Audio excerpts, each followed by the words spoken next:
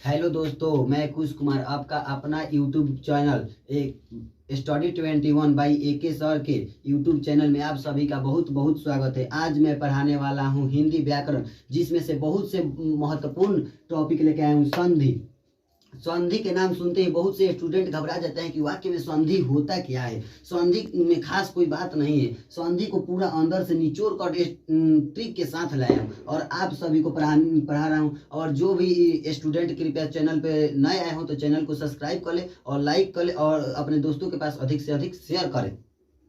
संधि का शाब्दिक अर्थ होता है मेल या समझौता। संधि का मतलब होता है कि आप सभी जानते हैं कि अगर दो परिवारों के घर में दो परिवारों के बीच में झगड़ा होता है तो संधि होता है, और उसके लिए क्या किया जाता है, मेल या समझौता किया जाता है।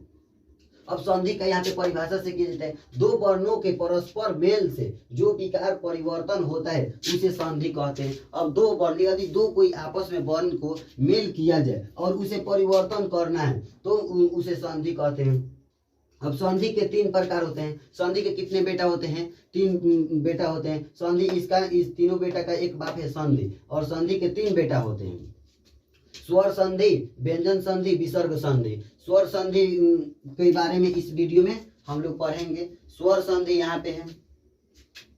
संधि के पहले बेटे के बारे में यहाँ पे पढ़ रहे हैं। दो स्वरों के मेल से जो विकार उत्पन्न होता है उसे स्वर संधि कहते हैं। अब यहाँ पे परिवर्तन कराया जा रहा था। यहाँ पे दो वर्णों के मेल से जो विकार परिवर्तन होता है और यहाँ पे दो स्वरों के मेल से जो विकार उत्पन्न होता है उसे संधि कहते हैं। यही दो कॉन्सेप्ट यहाँ पे दिमाग में रखना है कि दो यहाँ पे परिवर्तन हो रहा है और यहाँ पे उत्पन्न किया जा रहा है। और स्वर संधि में जैसे में यहाँ पे ले लिया जाए रवि धन इंद्र, रविंद्र है, इसमें दो स्वरों का मेल है और स्वरों की कुल संख्या 11 होती है दोस्तों, जिसमें अ की कुल संख्या होती है 13, लेकिन उसमें से दो को विसर्ग छाटा जाता है, एक ऊपर अंग और अह वाला विसर्ग, यह दोनों विसर्ग में इसमें आता है। और यहाँ पे स्वर संधि की कुल संख्या 11 होती है, जिसमें से ई मिलकर 12 ई बनाता है। और यहाँ पे रवि धन इंद्र है, जहाँ पे रवि में यहाँ पे छोटा ई है और यहाँ पे छोटा ई मिलकर 12 ई का निर्माण करते हैं, तो यह रविंद्र है। और अब इसके पहले बेटा का 5 गो बेटा होता है। स्वर संधि के 5 प्रकार होते हैं। दीर्घ संधि होता है, गुण संधि होता है, वृद्धि संधि, यौन संधि और अयादि संधि। और यहाँ पे स्वर संधि के 5 प्रकार होते हैं, तो जान गए। और आप लोगों को अगर स्वर संधि समझ में नहीं आ रहा है तो मैं फिर से समझा रहा हूँ। दो स्वरों के मेल से, यहाँ पे क्या कह रहा है, दो स्वरों के मेल से जो विकार उत्पन्न होता है उसे स्वर संधि कहते हैं। यहाँ पे दो स्वरों कह रहा है, स्वरों की कुल संख्या कितनी होती है? स्वरों की कुल संख्या 11 होती है।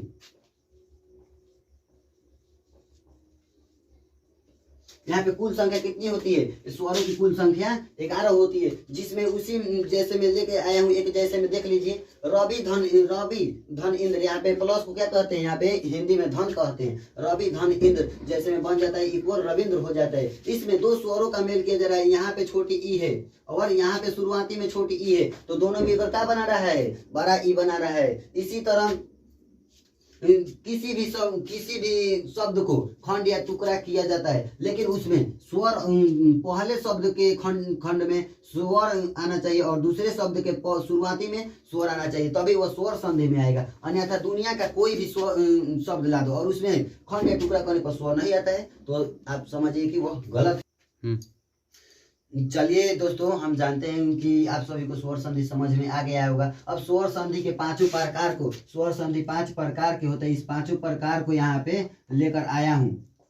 पहला है दीर्घ स्वर संधि, दूसरा गुण स्वर संधि, तीसरा वृद्धि स्वर संधि, और चौथा है यौन स्वर संधि, पांचवा है अयादि स्वर संधि। और इसका मतलब होता है कि इसके जैसा आता है। और यहाँ पे क्यों नहीं दिया गया आप लोग जानते हैं, तो यहाँ पे नाम अलग अलग है और यहाँ पे तो सेम है। उसके दादा का नाम लास्ट में लगेगा, अंत में लगेगा, फिर उसके बाप के नाम अंत में यहाँ पे आया है। और इसमें से आप पहला को देख रहे हैं कि दीर्घ स्वर संधि वाक्य में होता क्या है। दीर्घ स्वर संधि वाक्य में कोई बड़ी बात नहीं है, और इसमें स्वरों की संख्या में से कोई भी बड़ी संख्या इसमें आती है बीच में। देखिए, जब किसी शब्द के बीच में यदि कोई शब्द बोलते हैं, उसके बीच में बड़ी आ बड़ी ई बड़ा उ की मात्रा आए, दीर्घ स्वर संधि कहलाता है। दीर्घ स्वर संधि कहलाता है। इसमें जब किसी शब्द के बीच में बड़ी आ बड़ी ई बड़ा ऊ की मात्रा आए दीर्घ स्वर संधि कहलाता है। बताइए यहाँ तक समझ में आया कि नहीं? अगर नहीं आया होगा तो फिर से समझाएंगे। देखिए दीर्घ स्वर संधि क्या कहता है कि जब किसी शब्द के बीच में यदि जब कोई शब्द है, जैसे में परमात्मा है तो परमात्मा है तो परमधर आत्मा, इसमें से स्वरों की मात्रा क्या आई है? अ आया है और आ आया है। और हम सभी जानते हैं कि अ और आ मिलकर क्या बनाता है? आ बनाता है। बड़ा आ आया है कि नहीं? स्वरों की इसमें से पहली एक संख्या क्या हो गई? आ हो गई। तो पर अ और आ मिलकर क्या बना? आ। और इसका ये होता है परमात्मा। संधि विच्छेद का कुल परिणाम क्या मिला? परमात्मा मिला। तो इस यही बता रहा है परिभाषा कि जब किसी शब्दों के बीच में बड़ी आ ई ऊ की मात्रा आए दीर्घ स्वर संधि कहलाता है। इसमें कोई बड़ी सी बात नहीं है, आप देख कर ही बता देंगे कि आप भाई दीर्घ स्वर संधि है क्या। तो चलिए दोस्तों, आप सभी समझ ही गए होंगे कि दीर्घ संधि का संधि इसमें शब्दों का किस तरह विच्छेद किया जाता है। तो यहाँ पे फिर और एक लाया हूँ कविंद्र। यहाँ पे कवि धन इंद्र आया है। यहाँ पे स्वरों की कह रहे हैं ना कि स्वर की 11 संख्या में से उसी में से कोई एक ना एक स्वर आएगा और आके इसमें उसी में से कोई एक ना एक स्वर आकर इस शब्दों का मेल बनाएगा। देखिए यहाँ पे छोटा ई प्लस मिलकर छोटा ई प्लस मिलकर क्या बना रहे हैं? बड़ा ई बना रहे हैं। कविंद्र है, कवि धन इंद्र है। कविंद्र यहाँ पे क्या आया है? बड़ा ई आया है। छोटा ई और छोटा ई मिलकर बड़ा ई बना है। जैसे में यहाँ देख लीजिए गुरु धन उपदेश, गुरु उपदेश। यहाँ पे गुरु में रू में ऊ छुपा है, रू में ऊ छुपा है और यहाँ पे छोटा ऊ छुपा है। और यहाँ पे शुरुआती में क्या है? दूसरे के पहले में छोटा ऊ होना चाहिए और पहले के अंत में छोटा ऊ मिलकर क्या बनाता है? बड़ा ऊ का निर्माण करता है। तो इसका होता है गुरु उपदेश।